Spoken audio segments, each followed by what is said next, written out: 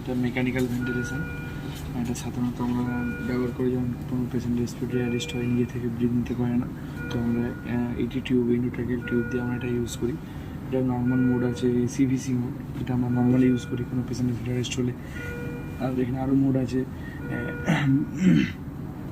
Pressure support আছে, SND pressure support, নিজে থেকে সিপ্যাপ প্রেসার সাপোর্ট নিজে থেকে যতটা নিতে পারবে। আর একটা আছে এনআইভি, মানে নন ইনভেসিভ ভেন্টিলেটর, মানে আমরা টিউব ছাড়া আমরা যেটা বাইরে থেকে আউটপুট মাস্ক দিয়ে যেটা করি। এবারের সেটিংগুলো আমরা দেখে নিই। এফআই একটু মানে আমরা কত পার্সেন্ট তাকে অক্সিজেন দেবো তার উপর নির্ভর করে এখানে 50 দিয়েছি।